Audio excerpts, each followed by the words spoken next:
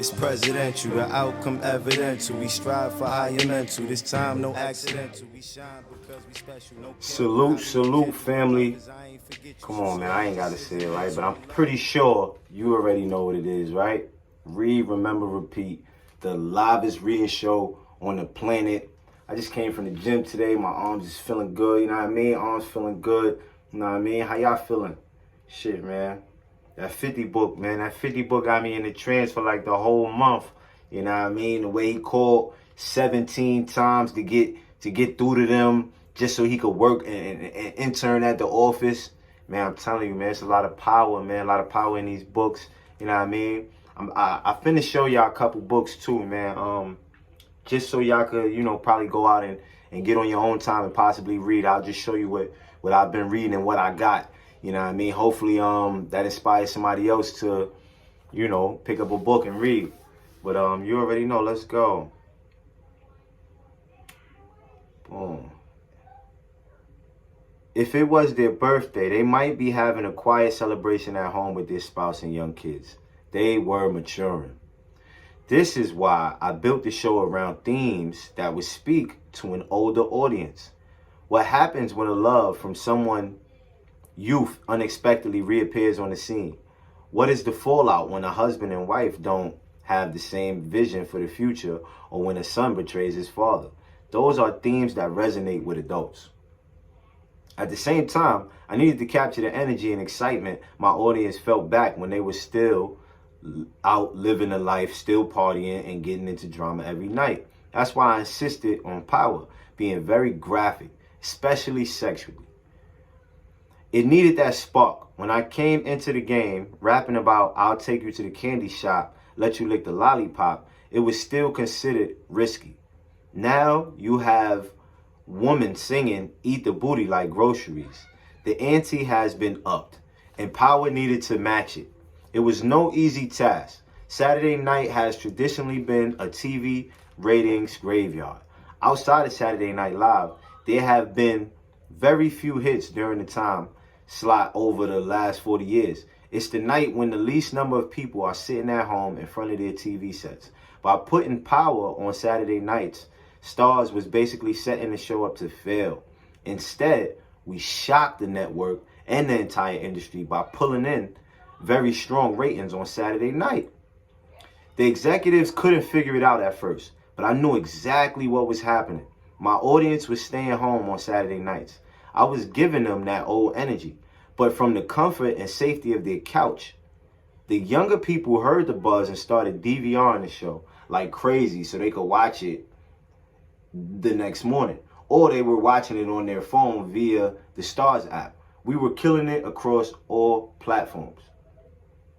It's been a winning transformation for Stars too. I allowed them to tap into an audience that they didn't have before. Before Power, the network lacked identity, but now they're realigning themselves to be a younger and more diverse version of HBO. It all started with Power. Power's not done yet evolving either. We're going to roll out 4 spin-offs on Stars, including one starring Mary J. Blige and Method Man that I'm very excited about. We've also got a drama about the Black Mafia family coming next. It's such an organic project, combining the rap and music elements that are so fundamental to hip-hop. I'm confident it's going to be a smash, maybe even bigger than Power. If one generation knew me as a rapper, there's going to be another that knows me as a TV mogul, but only because I was willing to change with the times and my audience. If the success of Power was one of the greatest accomplishments, then one of the biggest disappointments is the unfulfilled potential of Lloyd Banks and Tony Yayo's of G-Unit. Refusing to evolve.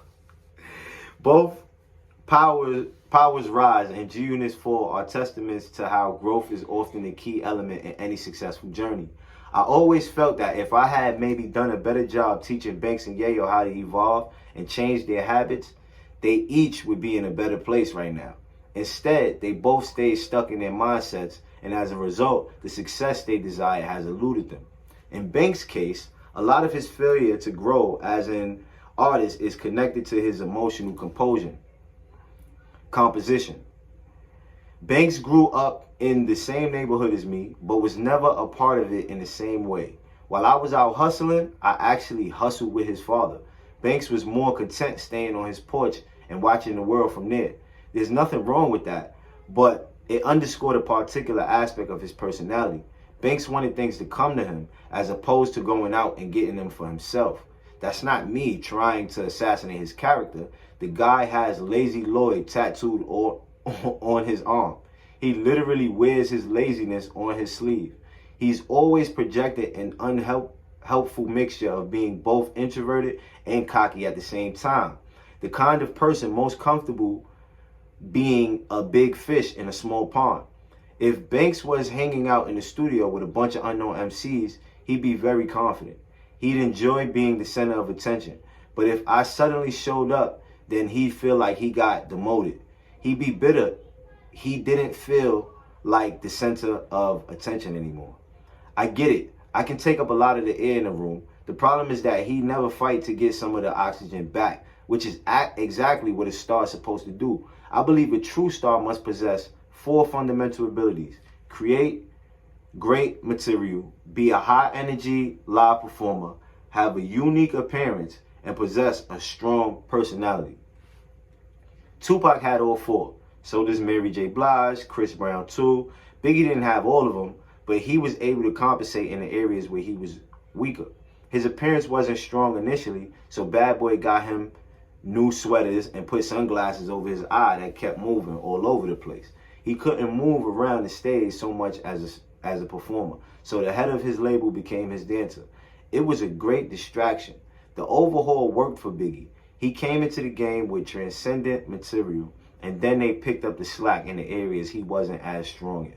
He transformed himself into a star with a little management. If I'm being honest in evaluating Banks, he possesses maybe one of those qualities. He is a very good lyricist among what are known as the punchline rappers.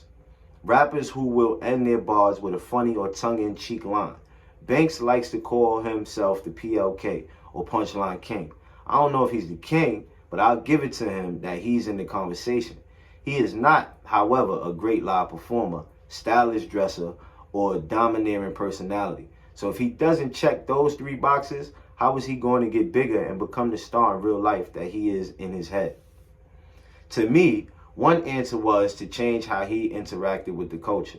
That's why years ago I told Banks to film a video of his life and post it on YouTube. Introduce people to his lifestyle. Let the camera follow him around for a while and see how he moves.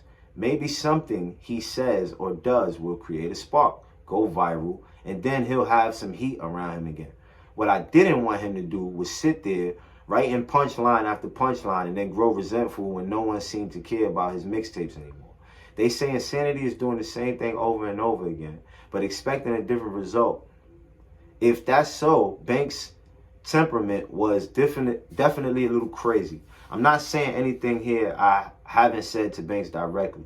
Another time I sat down with him just when IG was starting to pop off and tried to drop this gem on him. You got to get on Instagram. I encouraged him. You can be a little awkward in person, so this is actually a better way for you to communicate with people. You just put pictures of what you think is cool on your page. That way you can control the conversation without having to feel uncomfortable. It's perfect for you. Nah, I don't want to do it, he said. Why not? You just put up the pictures and then write something with some witty shit around it. You can literally put punchlines under your pictures. You can utilize what you're good at to make some new fans. Nah, that's corny, he told me before adding, Biggie and Pac didn't do that shit. They're dead, my man, I told him. They died before the stuff was even invented. Not to laugh at Biggie and Pac, but 50, he's crazy. And how do you know they wouldn't be posted on IG if they were alive? But Banks was adamant. Biggie and Pac didn't do social media, so he wasn't going to do it either. It was a line of thinking that really blew my mind. It suggested that if Tupac were alive, he'd still be wearing leather vests and red bandanas tied around his head, sending girls his beeper number, or that Biggie would still be wearing Coogee sweaters and playing Mortal Kombat every night. It's ridiculous. Those guys would have evolved with their music, style, and personality too. Biggie was hysterical.